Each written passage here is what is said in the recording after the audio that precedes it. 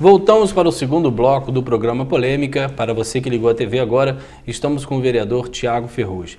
Tiago, você só faltou responder uma coisa que do bloco passado, o momento bom e o momento ruim da sua eleição. Você falou do momento bom, falou da votação, dos três, as duas tentativas e a efetivação, só não falou... Eu acho que o momento ruim da nossa eleição foi a derrota do Dr. Chicão. A gente tinha uma expectativa muito grande, muitos projetos que a gente imaginava estar executando e a gente sabia que com a não vitória do Dr. Chicão a gente teria dificuldade de implementar, porque a gente... 3.959 votos, foram muitas pessoas que sonharam junto com a gente. E como Você esperava essa derrota aí em primeiro turno? Não. Acreditávamos, inclusive, que Chicão iria para o segundo turno em primeiro lugar, né? Entendíamos que era difícil uma eleição no primeiro turno, por conta de uma série de situações, inclusive jurídicas, mas não que perderíamos com o Dr. Chicão no primeiro turno. Então, com a derrota do Dr. Chicão, eu tive uma comemoração até muito... Acanhada. Acanhada, porque fui para casa comemorar com os amigos, passei para cumprimentar o Dr. Chicão e a gente ficava imaginando, gente, mas como que a gente vai colocar em prática todos os nossos projetos? Nós apresentamos na Câmara, a gente sabe da dificuldade que sendo vereador de oposição, conseguir implementar os nossos projetos. Então ali talvez seja o momento mais difícil da nossa eleição, da nossa campanha, foi no final mesmo, com a não vitória do Dr. Chicão. Eu sempre apresentei muitas propostas. E por ter sido secretário também, eu fiquei quase 3 anos e 3 meses como gestor, como secretário, então a gente tem um tino um pouco mais para o executivo, né? Sim. Legislativo agora é a primeira experiência. Talvez se Chicão tivesse sido eleito, você teria sido secretário? Eu acredito que não. Eu respeito quem opta em ir para a gestão, mas foram muitos votos para a gente estar no legislativo. E muitas tentativas de sonho, né? E muitas tentativas de estar no parlamento, estar ali defendendo, colocando suas ideias. Eu acho que a população poderia entender como uma traição de minha parte ir para a rua pedir voto para ser vereador e não exercer o mandato de vereador. Eu gosto de cumprir os mandatos que a população me confere. Já que você tocou nesse assunto, quem sai de vereador para ser candidato a deputado, está traindo o eleitor também? Não, porque aí ele está indo de novo para um projeto eleitoral. Mas não foi votado por isso. Mas ele não sai para ser candidato. O vereador mas a ele ideia se mantém. Não, sair, né? Mas ele se mantém parlamentar. No exercício do seu mandato é candidato a deputado. Se a população conferir a ele a possibilidade de ser deputado, aí não é uma traição, é a população que concordou com ele que ele poderia alçar novos voos. Por isso que isso, na nossa concepção, não seria uma traição, até porque a população que elege. Você gostaria de ser candidato a deputado? Eu gostaria de ser deputado. Ser candidato eu não sei. Acho que o contexto, nesse momento, acho que agora nós precisamos analisar melhor para a cidade de Campos. Eu acho talvez que muitos candidatos a gente vai talvez inviabilizar que Campos eleja. Então, mais importante do que um projeto pessoal, é um projeto para a cidade. Nós precisamos eleger parlamentares de Campos, da nossa cidade, independente seja do meu partido, seja de outro partido. Mas sendo de Campos, eu tenho convicção que eles vão estar mais aptos a defender a nossa população. Eu acho que nós temos que parar com esse negócio de estar elegendo e votando em pessoas de fora que só aparece aqui para campanha ou então em ano eleitoral mandam uma emendazinha que a gente sabe que essas emendas federais dificilmente chegam, a não ser quando o sujeito é de fato da cidade, que ele circula aqui no município, então é cobrado. Aqueles lá de fora nós temos que deixar para fora, cada um tem que ter voto na sua região e os de Campos precisam se eleger. Então acho que se eu me colocar como candidato agora, dependendo do contexto, eu posso estar até atrapalhando que mais colegas nossos possam se eleger e ter mais pessoas de Campos na Assembleia ou no Congresso Nacional. Tiago, gostaria agora que você respondesse essa pergunta como advogado.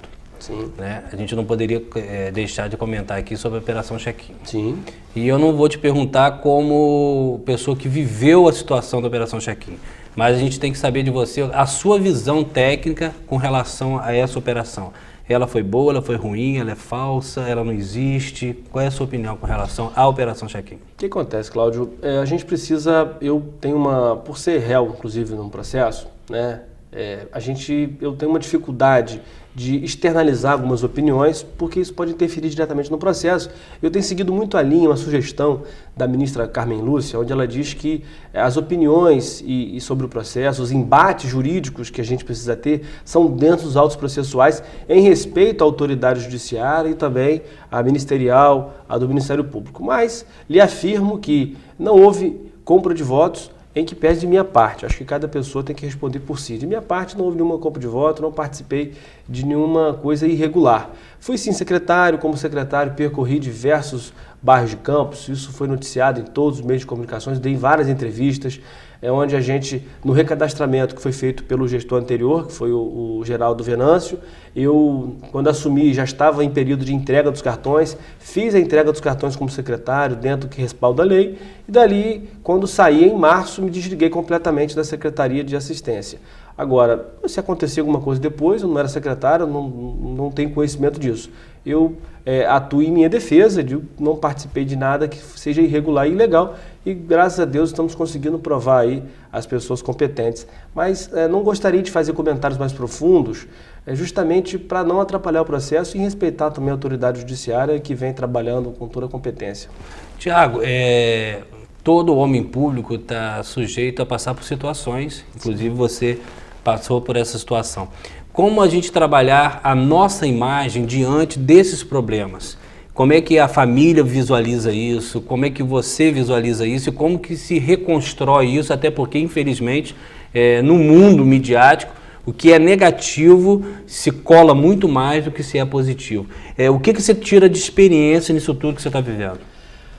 Cláudio, amadureceu com isso? Muito, muito, muito, muito. A vida ensina muito pra gente. Você culpa alguém por você estar sendo réu?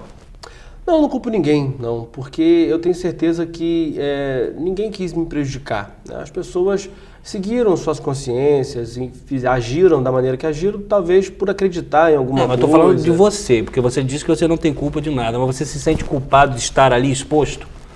A política faz parte desse processo, Cláudio. Você vê que muitas pessoas, muitas vezes se tornam réus e depois de 6, 7, 8 meses, 1 ano, 2 anos, ele era inocente.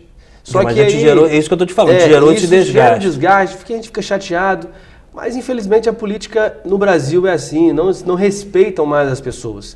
As pessoas condenam umas às outras, há um apontar de dedos. E a sociedade brasileira tem muito disso também. Você vê que matéria de jornal, de boas ações, não vende.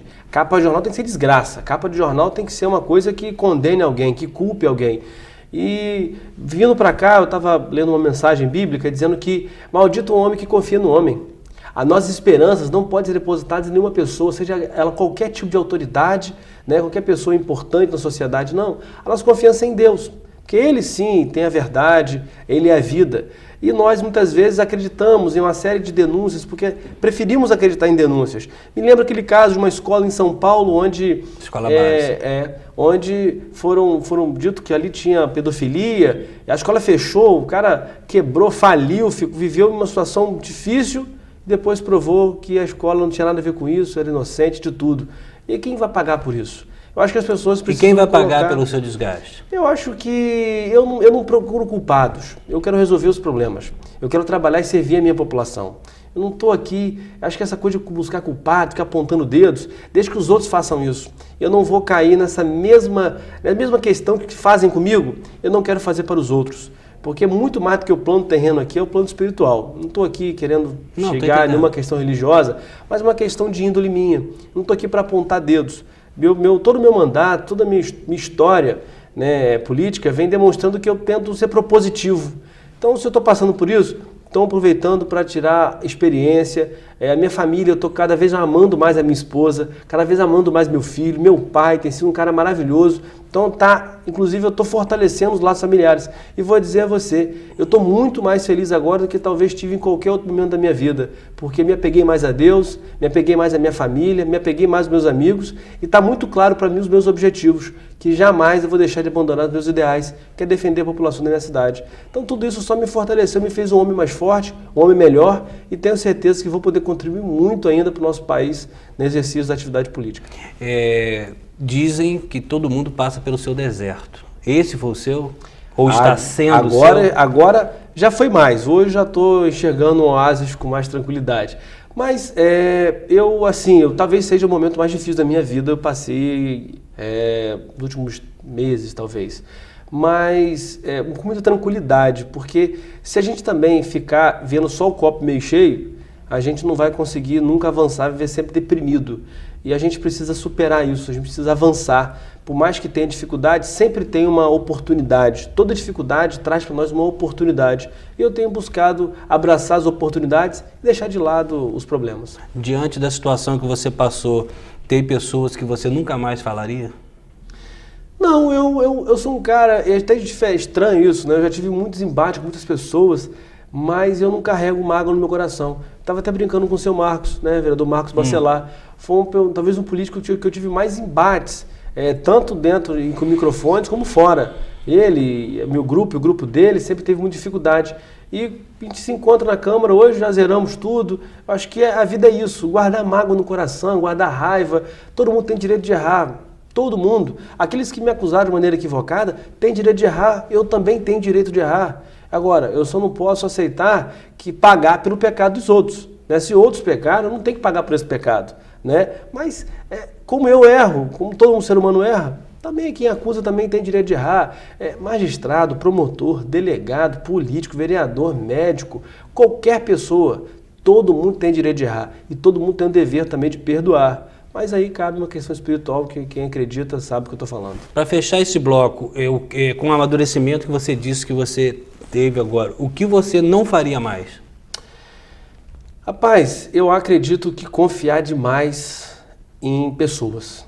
Eu talvez, pela minha juventude, talvez confiei demais em algumas pessoas. E eu não falo só de questão política, claro, mas também questões pessoais. Acredito que nós temos que confiar sempre mais em Deus. E viver naturalmente e ter a esperança que sempre tudo pode melhorar. Estamos aqui com o vereador Tiago Ferrugem, vamos ao intervalo e já voltamos.